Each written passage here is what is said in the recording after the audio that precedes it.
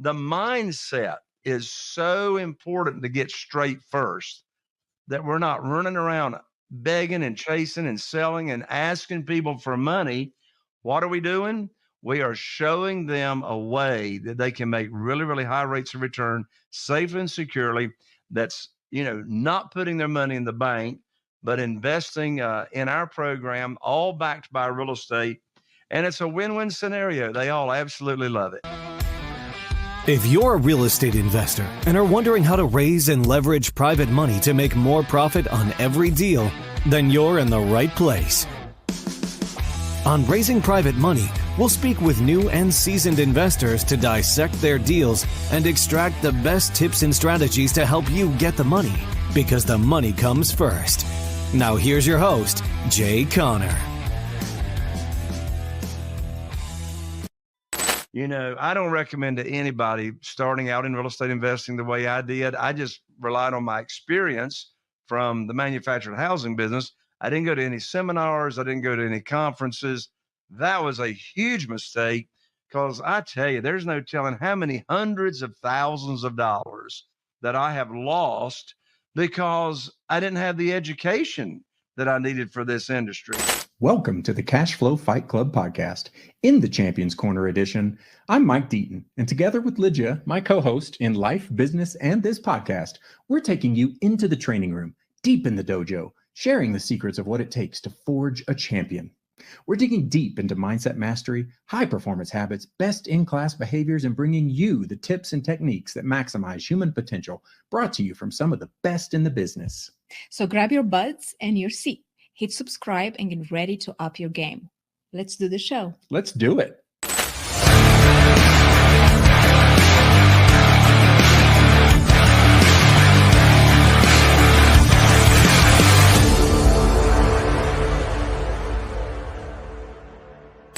Welcome to this In the Champions Corner episode of the Cashflow Fight Club Podcast. We have a super fun champion joining us today, Jay Conner. Jay has built an incredible real estate business in his local market. Jay started his house flipping business in 2003. And after years of growth, he hit a snag in 2009 when banks stopped lending to real estate businesses as a result of the Great Recession of '08.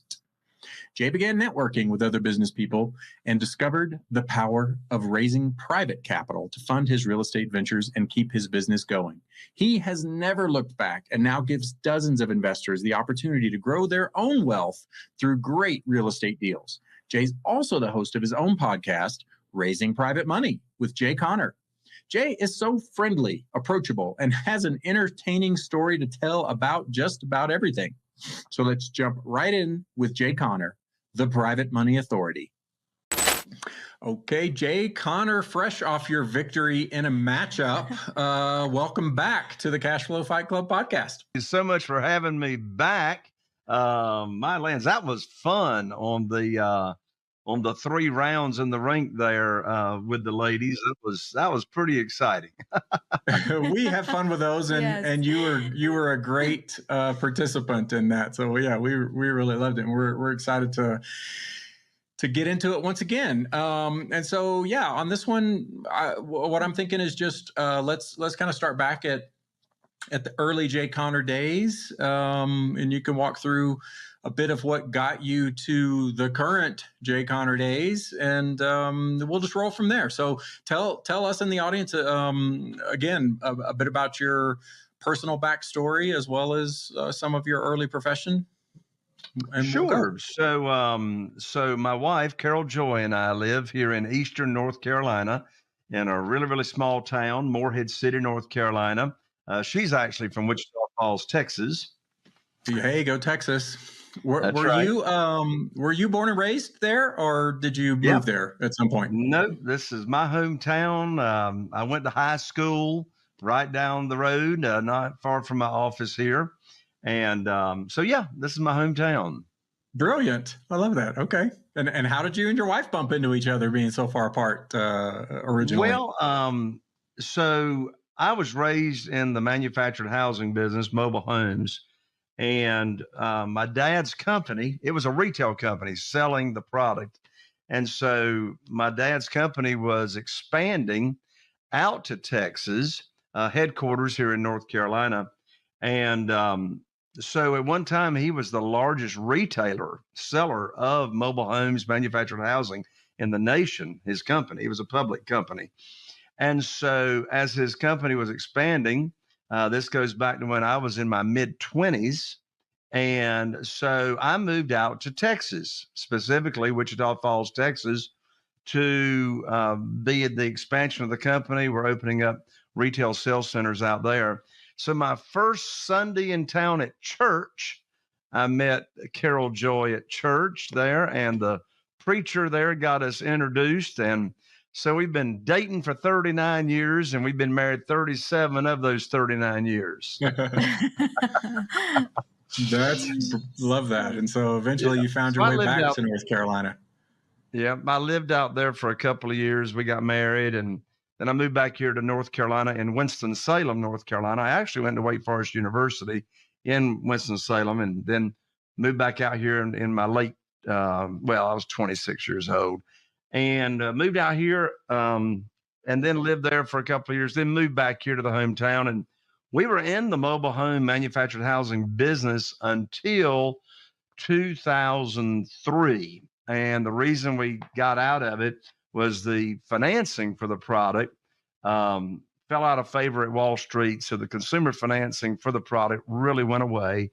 So there was no way to sell them because we didn't have the financing. I knew if I ever got out of mobile homes or manufactured housing, I wanted to get into single family houses. And the reason for that is all the way back to 10 years prior to that, in 1993, good friends of ours, Craig and Kim, live in Newbern, North Carolina, about 30 minutes away.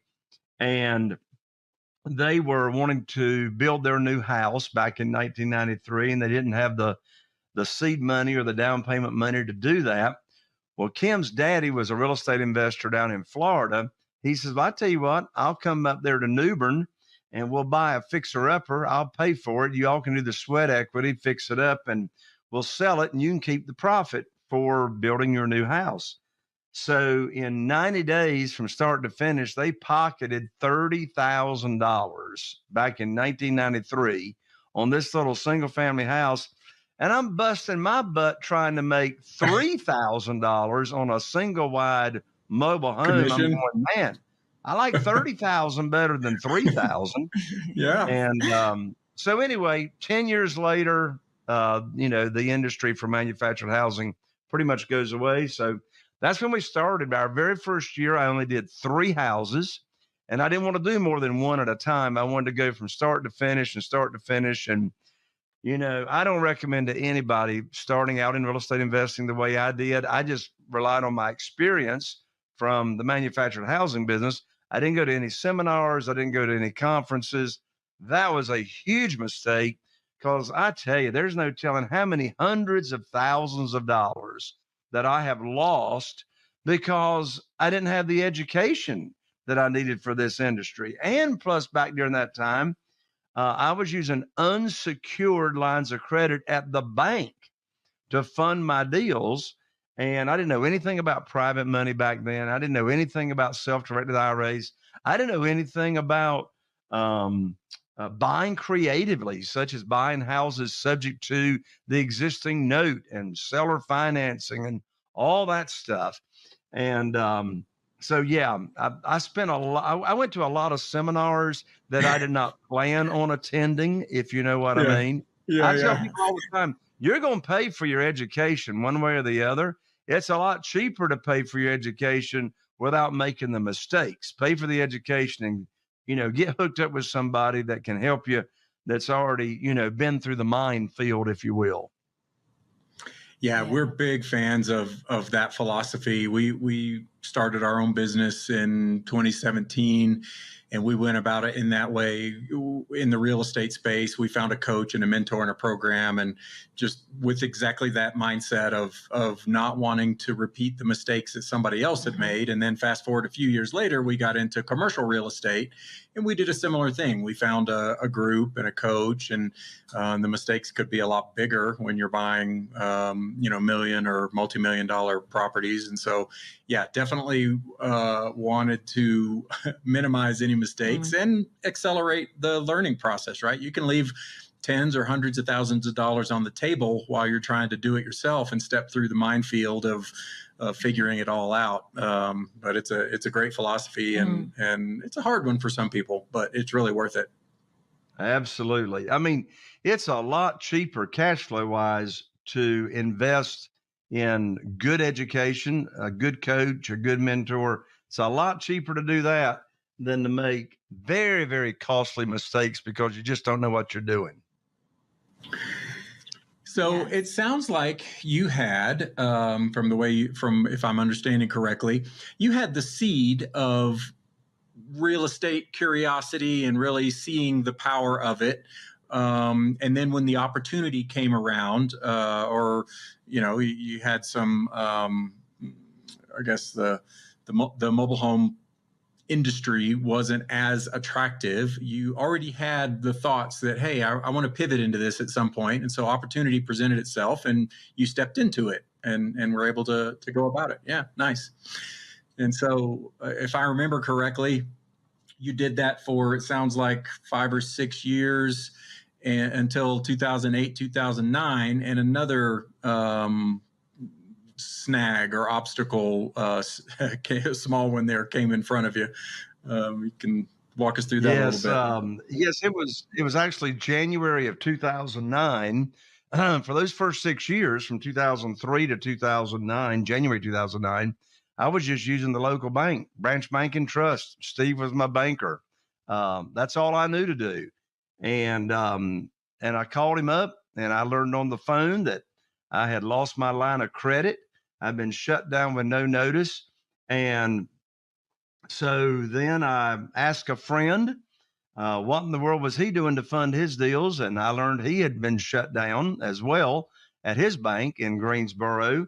And so he told me about private money. I'd never heard of private money. I didn't know what it was. In fact, I'd never even heard of hard money lenders. I mean, for goodness sakes, I'm living down here on the edge of the world in little old Morehead City, North Carolina, on the beach. And, that's what happens when you're not hanging around other people that are like-minded doing what you're doing. I mean, I was literally out here on an island by myself doing this business. And so when I was cut off from the bank, then that's when I got plugged into learning about private money. And I started teaching people in our own network, people we go to church with, people that are in my cell phone, my own network, as to what private money is and how they can make high rates of return safely and securely. And so, today, I mean, I started out with a couple of private lenders. In those first 90 days, I raised a little over $2 million in private money. And since that time, I've never missed out on a deal, real estate deal, because I did not have the funding. And so what I did, my whole approach was teaching people what this is. And, here's what's interesting. Today, we have 47 private lenders that are funding our deals, individuals, human beings just like us. They're using their investment capital. Some are using only their retirement funds. Some people are using their investment capital and their retirement funds to invest in our deals. And so my whole approach was to teach them. And what's interesting is every one of these 47 private lenders that we have right now that are funding our real estate deals, none of them, not one of these 47 people had ever heard of private money, private lending. They never heard of self-directed IRA until, as you know what I do, I put on my teacher hat and started teaching people what this is all about. This is my private money teacher. So the mindset is so important to get straight first, that we're not running around begging and chasing and selling and asking people for money. What are we doing? We are showing them a way that they can make really, really high rates of return safely and securely. That's, not putting their money in the bank, but investing in our program, all backed by real estate. And it's a win-win scenario. They all absolutely love it. Yeah, it's brilliant. I love what you're saying there, because we've done similar things in the commercial space where we bring capital investors into syndication deals, and it is a very education intensive process. It's not when you go to talk to the general public, 99% of people don't understand real estate beyond buying and selling a house, right? And so it is a lot about education. And because of that, it typically takes a bit longer to bring somebody down this journey so that they're comfortable enough understanding the process to hand over $50 or $100 or $200,000 to put into a real estate deal. And so, yeah. Oh yeah. Well, and you bring up a really, really good point right there, Mike. And that is, I mean, I've got some private lenders that I introduced the idea to them, and it might be 3 years down the road before some of them actually are able, or they retire and then they have retirement money, come available. Some are immediate. I mean, I've raised $969,000 at just one private lender luncheon where I put on an event at the local Dunes Club, which is a beach club right here in our area. Very, very nice, beautiful location. You're looking at the ocean. I feed them lunch, and then I do a 20-minute, 25-minute presentation on what private money is and how the program works and the kind of returns that we pay. And then there's an interest form on the table for them to write down. Are they interested in, learning more, having a one-on-one conversation? Notice I'm never asking for money directly. Do you want some more education? Would you like to get some more questions answered? I never have to ask anybody for money. In fact, when we follow up with people after we have a private money luncheon, we call them, thank them for coming to the luncheon. And the only thing we ask for is their feedback on how we could have made it better. And did the information make sense, or could we have made the information better, right? I never ask them, they're automatically going to tell you without you asking if they are ready to move forward or not. And in fact, here's how we invite people to private lender luncheons. We call them up and we say, look, I'm putting on this event. I want to buy you lunch, and I'm going to be teaching people a new way that most people have never heard of on how to really make high rates of return, super safe and super easy, and all passive. And I need your help. There's the magic phrase. I need your help. I would really like for you to come, even if you've got nothing to invest. I don't care. I want you to come to help support me with this event. There's the magic sauce. And I don't care if they got money to invest or not, because the more people I can have at the private lender luncheon where I'm exposing more people to this avenue, then I don't know who they're going to tell. Even if they're not interested, who are they going to share this with? So the more people that you can get in front of to share your opportunity as to how they can get involved in your business, the better. Mm. Thank you for sharing that, Jay. And I was curious, before you mentioned about the private events that you've been doing, what was your strategy to find the people that wanted to hear about this, or that you taught about this concept? Sure. So the first step, assuming you know your program, and by the way, in my book, I actually spell out my exact private lending program that I offer to our private lenders. So assuming you know your program and that, you're comfortable presenting the information, then the first step is make your list. Make your list of potential private lenders from your own contacts. So who should be on your list? And I say, make a list of 40 people. 40 people seems to be the magic number. And there's multiple ways to get the word out, right? And we'll talk about that. But, I didn't go run around trying to set a bunch of appointments with people. I'm going to show you how I actually automated the process. So as far as inviting people to a private luncheon event, I want you to put a list together of 40 people. Well, who should first of all be on your list? I can tell you, people that are retired. Why would you want retired people on your list? Well, there's a good chance they've got retirement funds. And if they've got retirement funds, I promise you, they are not happy with what's going on with their retirement funds. Look at the stupid volatility of the stock market today. And people that are retired, some of them, I mean, they can't handle the stress of, the stock market fluctuations or, the stock market selling off. Because you see, in this program, their principal loan amount, their investment remains the same, just like putting money in a CD. They know exactly what the rate of return is going to be. And they love that. They love knowing. And of course, when we pay what we do, 8% on first position notes and 10% on junior liens, that's still, even today, a lot more money than they can get in a local certificate of deposit. So retired people, who else should be on that list? Centers of influence in your community. Centers of influence in your community.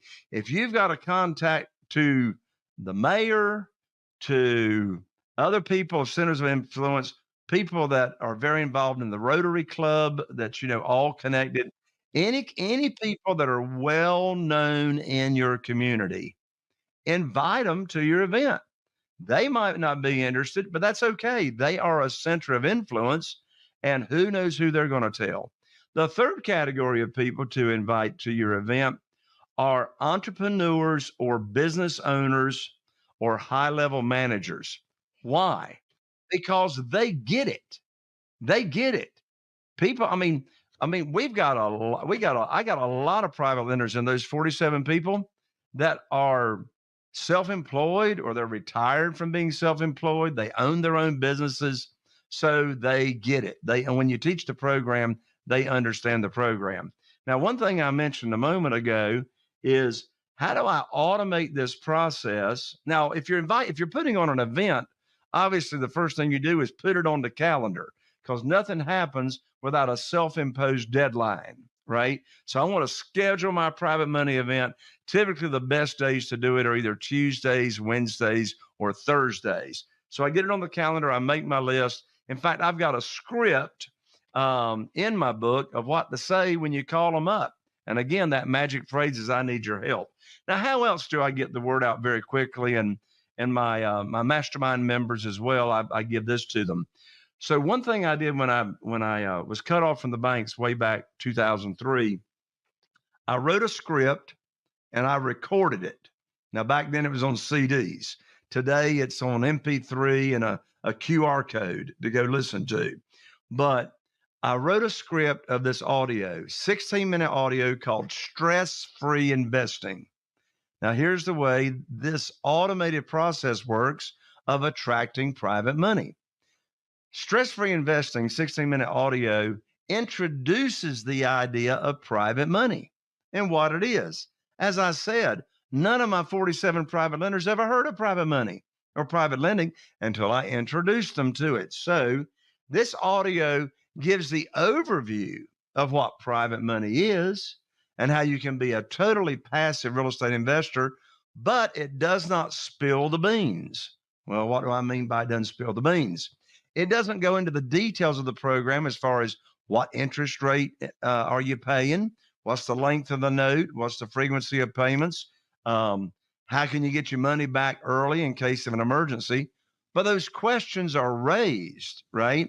So the point and the purpose of this 16-minute audio is to get your contacts' greed glands in their neck swelling up where they can't wait to hear the details of your private lending program. I'll tell you a short story.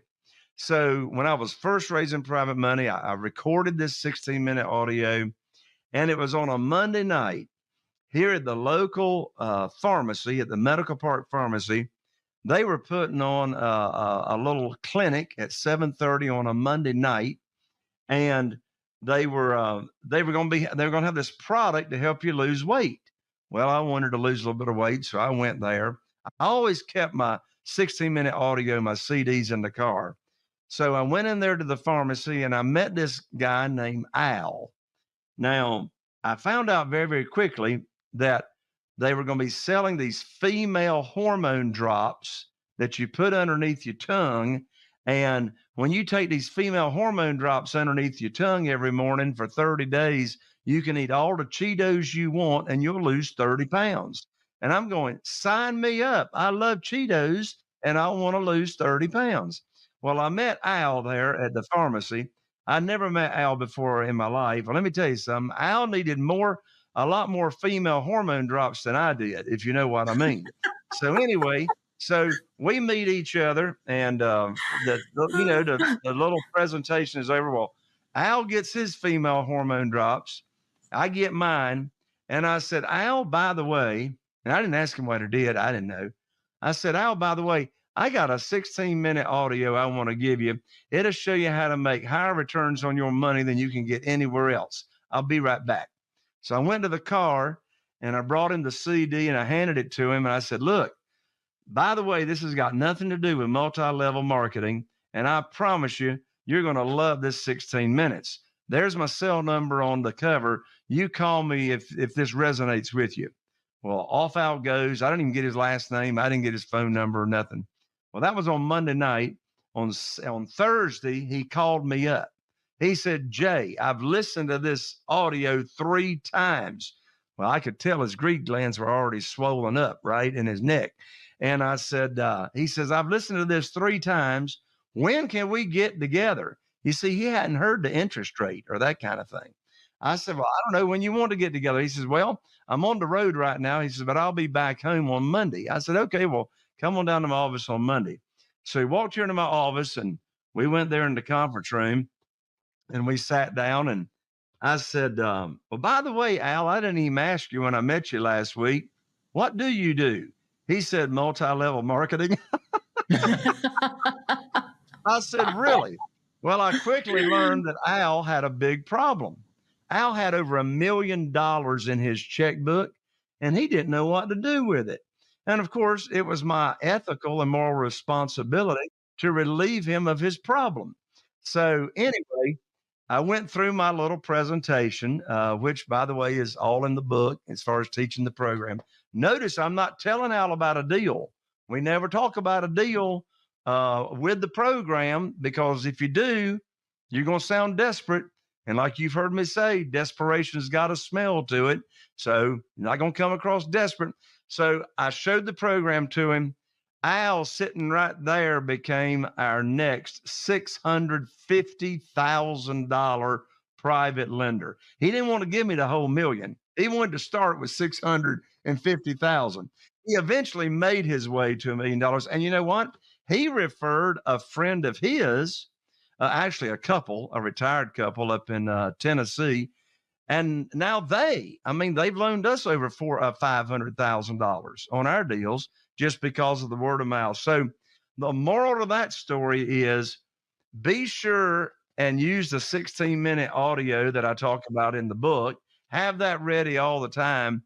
The other moral of that story is don't waste your money on female hormone drops because they do not work. I'm going to make a note. I'm going to make a note of that right now. Hold on. That's great. I love it. Oh, yes. Man. Yeah. The power, so many great nuggets there. I can't even re-summarize all of them, but I am curious about a lot of things, but your business model. Exactly. So we give you $500,000 to leverage into some real estate there. What happens practically from cradle to grave? Sure. So the first thing that happens is you're just going to tell me, as my new private lender, how much you got to work with. So you got 500,000.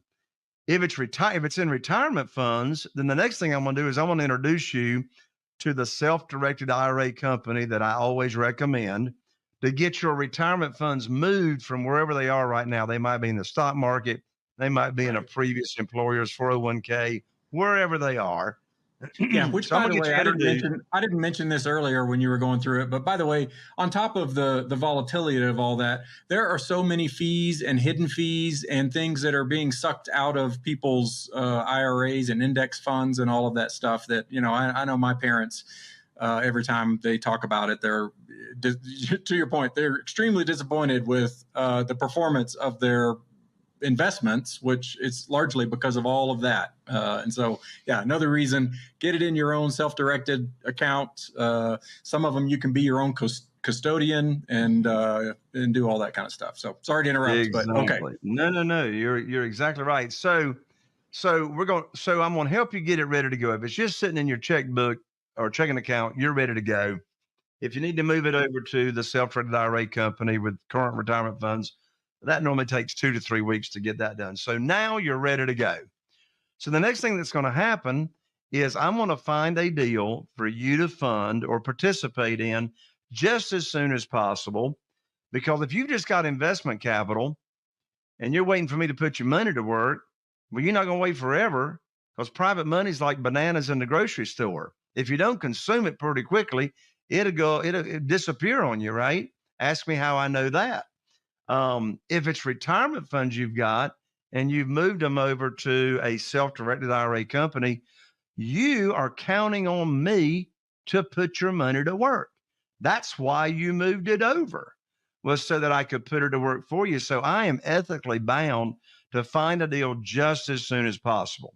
So you're ready to go. So now I'm going to find a deal. Well, here's an important point. First of all, I preach and practice the money comes first. Get the money lined up for your deals first, because I tell you what, Mike, y'all might have heard it. I don't know. You probably have. I've heard it many, many times. And every time I hear it, I want to throw up. You got these gurus going around saying, just get the deal under contract. The money will show up. Where is the money going to show up? Well, now if you're wholesaling and you got a buyer's list, well, you needed to put that buyer's list together first, right? But I say, if you're going to stay in any deals, if you're going to stay in the deals, get your money lined up first. So you've told me how much you got. So it's very, very important, if you're going to raise private money, you need to know what your consistent lead magnet machine is going to look like, to have consistent seller leads coming into your funnel all the time, right? I tell people all the time, if you don't have consistent seller leads, sellers of properties, I'm talking about in the single family space, right? If you don't have leads coming in consistently, you got a hobby. You don't have a business. So I have multiple channels where I have sellers for sale by owners, individual. I'm not getting any deals out of the multiple listing service. I hadn't bought a deal out of the multiple listing service since COVID, right? It's been quite a while. So we market every day to individuals that own properties that don't even have their house for sale yet in the multiple listing service. Either the property is distressed or they are distressed, or both. So who do we market to? Well, I've got 3 different vendors that I use for pay per lead, not pay per click. Pay per click on Google is if you're doing it yourself.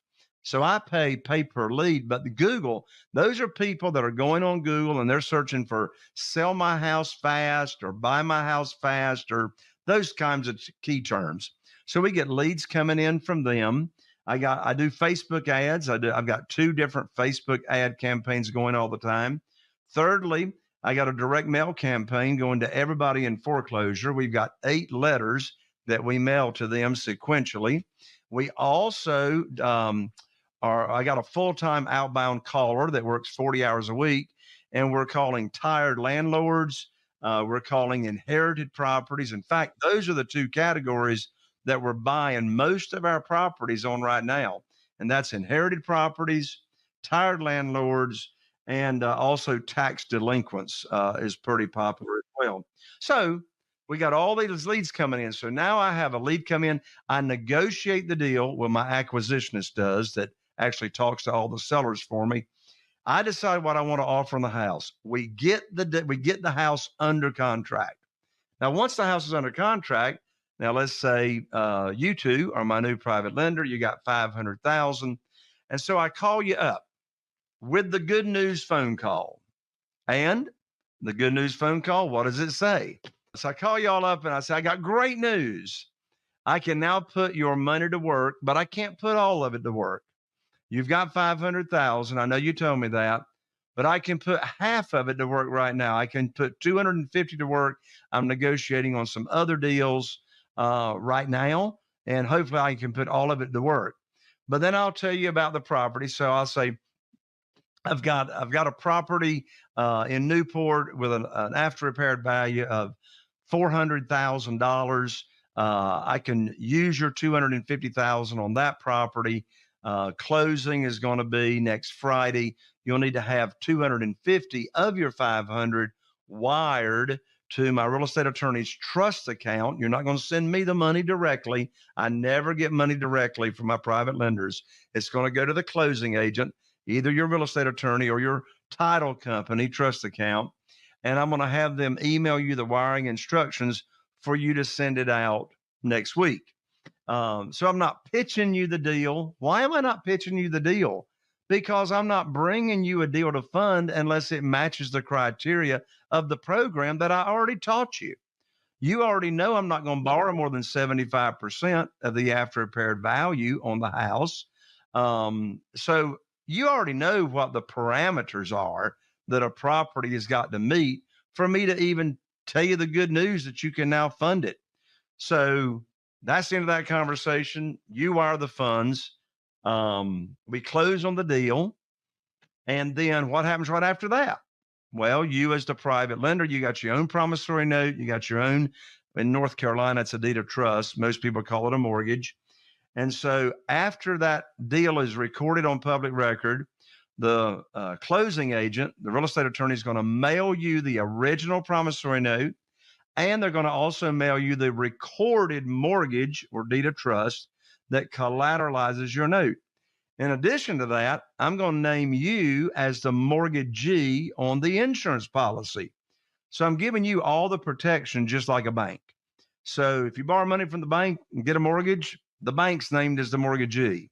You as the private lender, you're named as the mortgagee on the insurance policy. Well, that gives you another layer of protection, because if I ever file a claim, an insurance claim on that property, well, the insurance company is going to make the check payable to not only my entity, but to you as well as the mortgagee.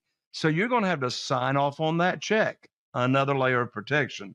I'm also going to name you on the title policy as an additional insured. In case there's any title issues down the road, you're protected as well. All of us are protected. So now we're going to start. Most of these properties we buy, not most, all need renovation to some degree.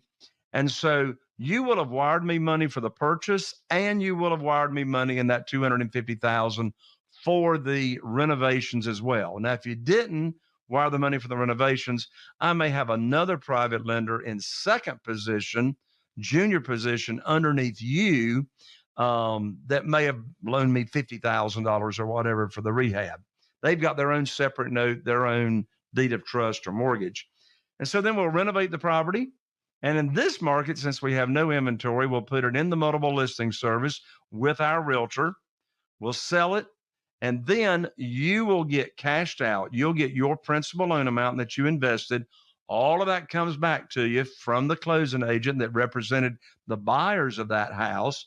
So you'll get paid off along with any unpaid accrued interest that we haven't paid you interest for, in the interim. And then we will rinse and repeat. It's great. I mean, it's clean. We run a land business where we do a lot of owner financing, and so a lot of the terminology is very similar. We used, promissory notes and contracts and transfer of title through the deed. Just so I'm clear on your process. In this instance, like what would a hypothetical purchase price be that you had bought that property for? So are you saying like you had $250,000 to allocate, maybe another 50? So are you buying the property for $250 and then you're estimating another 50 in the renovations and then you sell it for $4? Is that what it is? Or you mentioned 75, not leveraging more than 75%. So is that coming from somewhere that I'm not picking up on? Right. So 75. So I'm not allowing my private lenders to loan me more than 75% of the after repaired value. So let's run the numbers. Okay. Loan to Of the value type after thing. Yeah. repaired value. So let's say the after repaired value on a property is $400,000. Okay. So that's the after repaired value. So I can borrow up to 75%, which is 300,000 on that after repaired value. So I can borrow up to 300. Now, let's say you loan me you had 500. In this case, you could loan me the whole amount. You could loan me 300,000. Or if I used half of your 500, you can loan me 250,000, and I could get 50,000 from another private lender in second position. So now we're talking about total loan to value. Total loan to value, meaning I'm adding your loan amount of 250 to another private lender's loan amount of 50. 250 plus 50 equals 300,000 divided by 400 is 75%. Now, let me share with you, you asked the question, well, what would you be buying this property for with an after repaired value of 400,000? So here's my formula. So I take 400,000 as the after repaired value. Any after repaired value over $300,000, I'm going to multiply times 80%. 80%. And so then that's 320. Now I'm going to subtract repairs. All right. So let's say repairs are $50,000. So I'm subtracting 50,000 repairs from that 320. And so that equals, of course, $270,000. That's what we call the maximum allowable offer.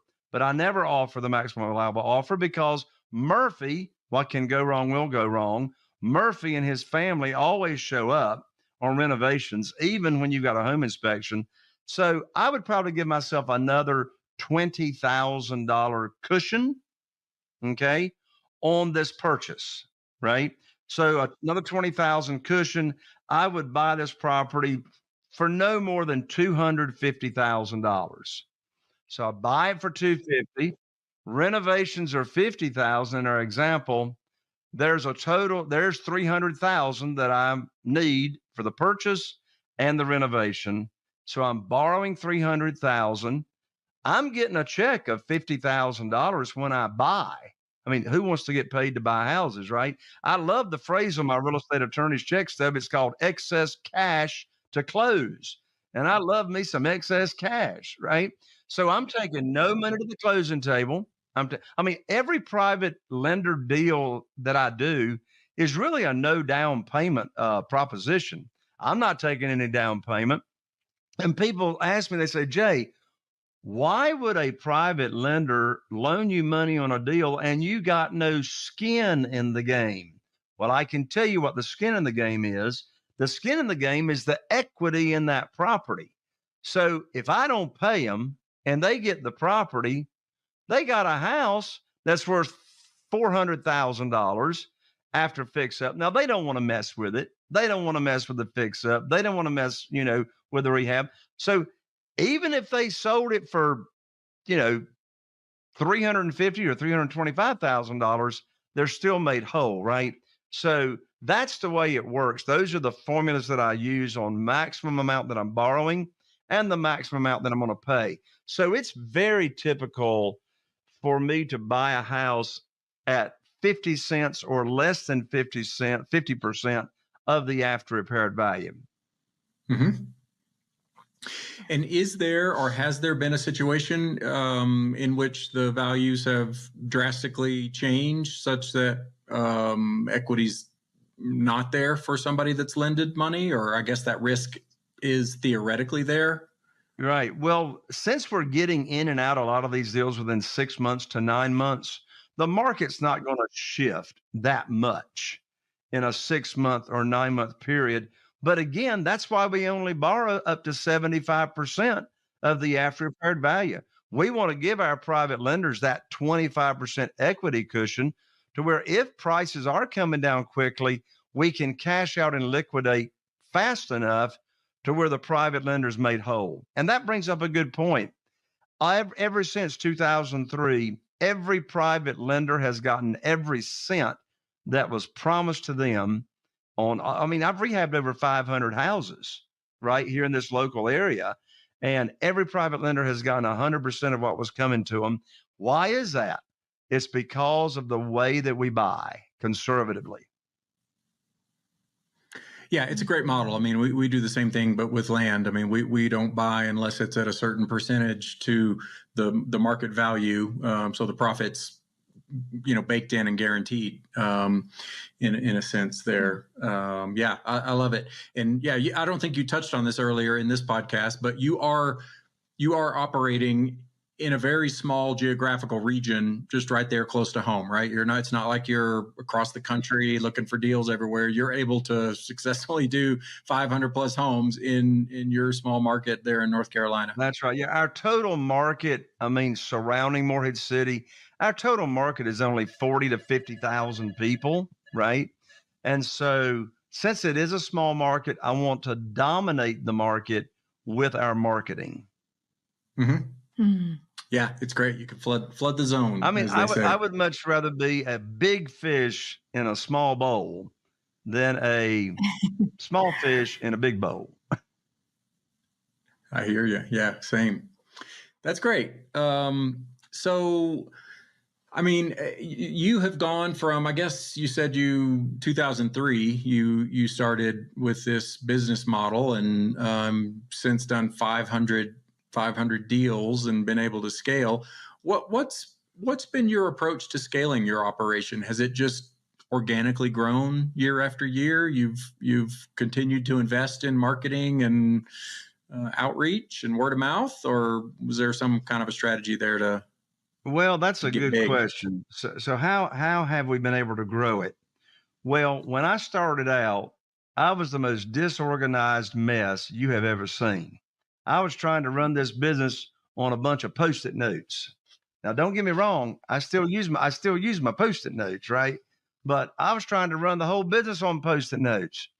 And it wasn't until I got our proprietary software that we got developed to keep up with all my leads.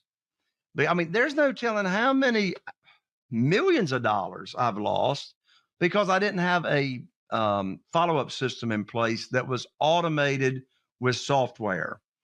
And so the business really changed when I started getting all my seller leads in the software, all of our buyer leads. I've sold a lot of homes on rent to own, and to where, I got the same acquisitionist that talks to our sellers. She's been with me for 18 years, right? And so instead of us spending hours on the phone talking through deals and because she works from home, trying to figure out what I'm going to offer, it's all in the software now. I might talk to her over the phone once every 3 months or whatever. All the communication is in the software. So how are we able to scale the business? Your team members. My dad is known for being the 3D man, which stands for dictate, delegate, and disappear. He's great at getting out of his own way, right? And I was running around with my hair on fire trying to do everything myself. You cannot scale your business if you're out there trying to do it all yourself. So my team member, I haven't gone and looked at a house in years as far as before buying it. So how's that automated? Well, so I've got, my job is keep the marketing machine turned on. I got to have at least 15 to 20 leads coming in a week. And getting property lead sheets, my acquisitionist getting that. And so I got the marketing machine turned on. Once we myself and the acquisitionist determined that it looks like that could be a deal. So then I asked my realtor to give me the after repaired value, even though I know this market very well. So the realtor will give us an after repaired value, but all this is done in the software. It's just like moving a deal through the pipeline in the software.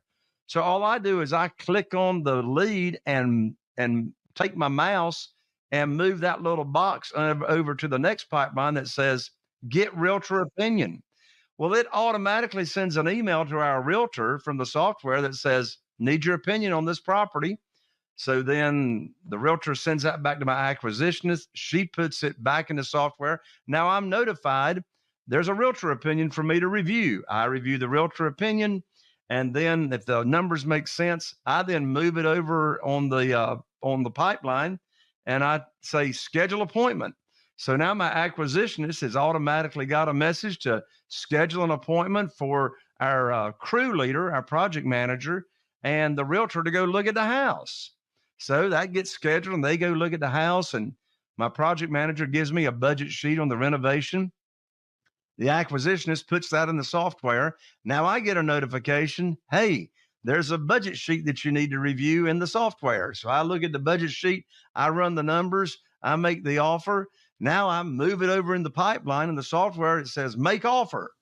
And so then, by the way, I never bought a house that I didn't make an offer on, right? So make offers, make offers, make offers. So I move it over in the pipeline, and here's the offer that I want to make. If they're asking a ridiculous price and there's no spread, then I just move it over to pass. And then my acquisitionist communicates with the sellers. So it's because of these systems that we now have in place, and my mastermind members absolutely love duplicating these systems. It's because of these systems that I'm actually able to run this business, this 7-figure net business per year in less than 10 hours a week. I mean, I got 2 jobs.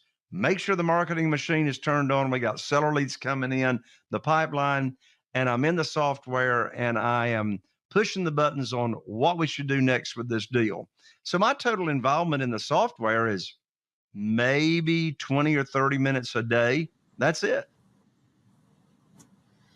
Great. It's a beautiful, very efficient sounding system. Are you also involved on the private money side of things? Are you still hosting luncheons, giving online seminars, or how is that working for you? No, I haven't hosted a private lender luncheon in quite a while. And is that just because you have a bank of lenders already? Well, yeah. I mean, it's like, what happens after a while is you get some new private lenders, and then they spread the word, and you got referrals. And so really I have a juggling act right now, and that is doing my best to make sure that I keep our private lenders available funds invested. So I'm not having to actively go out and raise any more new private money. It's just a matter of keeping all this money we have available at work and invested. Mm-hmm. And it sounds like some high percentage of your, I'm going to call them clients, reinvest beyond, right? All of them. All of them. Yeah, I was about to say that you have all these private lenders that with the model rinse and repeat. After they get their money and the profit after a deal, they want to reinvest all the time. So all that the keeps time. you moving. I mean, where else forward. are they going to go? Right? Yeah. Where else are they going to go? Crypto. Right. Yeah, I heard Bitcoin recently went crazy. Well, it does. And then it goes crazy down and then crazy high. It's a crazy business model. Yeah, that's brilliant. I love it. Yeah. Just shifting gears just a little bit more to maybe your mindset and your personality. It sounds like, and I see a lot of parallels, honestly. I grew up, my dad was a general contractor in the 80s when really home building was taking off. Actually, before that, my parents were the original house flippers. Like I lived in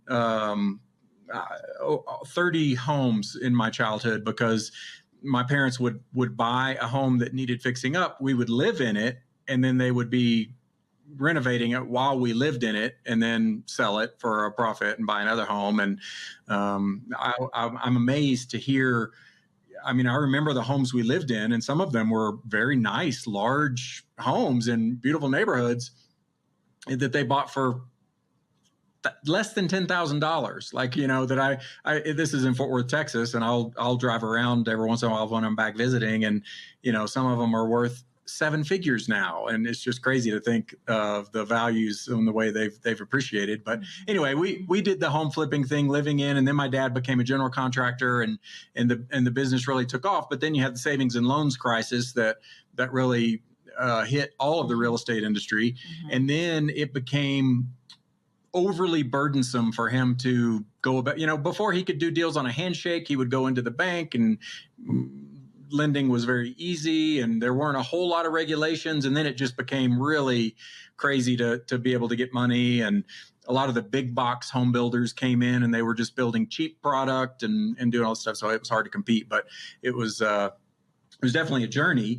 And for whatever reason, I did not get that bug as a child I didn't go the entrepreneurial route. I went a corporate route and got into a company and got a job and a 401k and all that stuff until later in life. And then I decided I wanted to go the entrepreneurial route. But it sounds like your dad had a company, quite a large company, and you worked in the company at a certain age. And so I don't know if you already had this personality as a child, or if this was something cultivated over time from working and watching he and his company and doing all that. But it sounds like you've taken some of that and put it into your own journey once you got into real estate, and just have continued to develop your company to a really large size. Is that something that you think just came naturally to you, or you worked at over the years? Or well,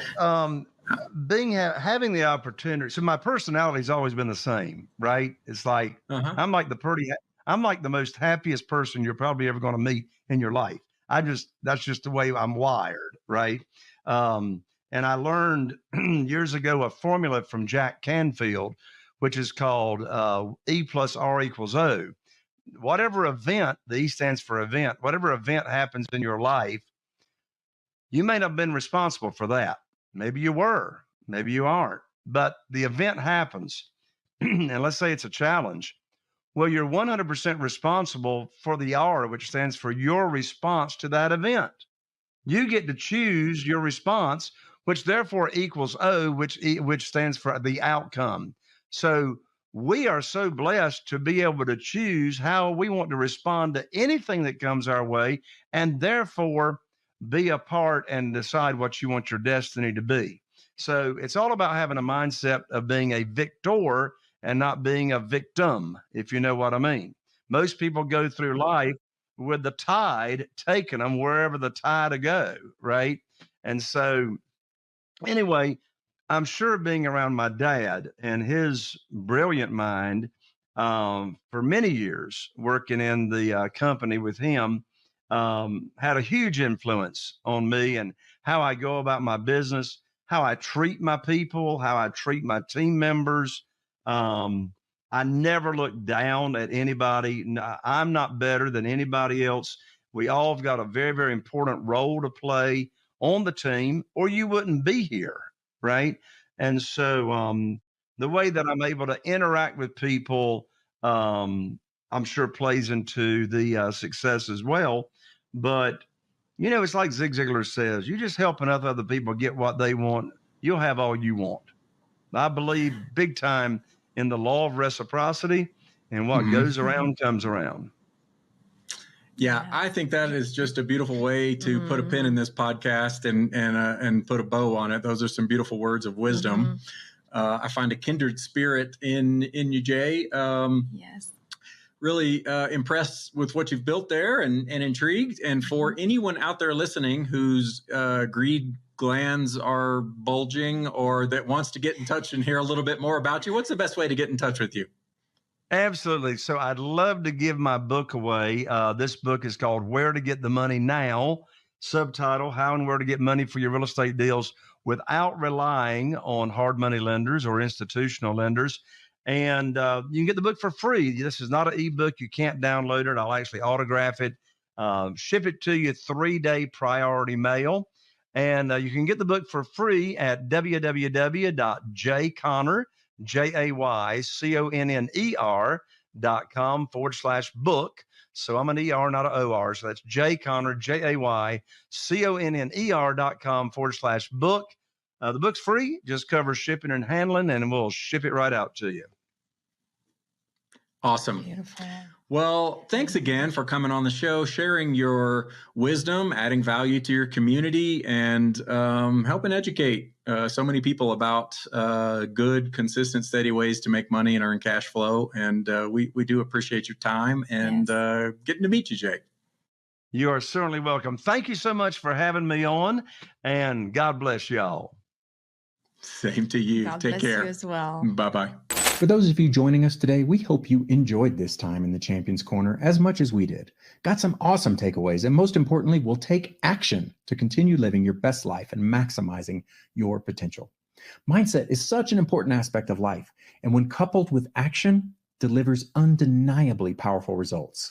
Please subscribe to the podcast to hear from more great guests and get the latest mindset mastery insights and cash flow matchups. Again, thank you so much for investing your time with us, and we look forward to seeing you next time on the Cashflow Fight Club Podcast.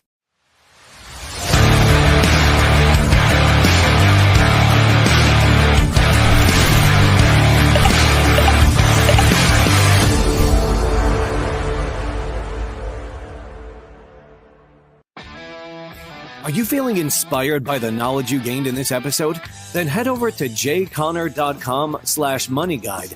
That's jconner.com/moneyguide and download your free guide that shares 7 reasons why private money will skyrocket your real estate investing business right now.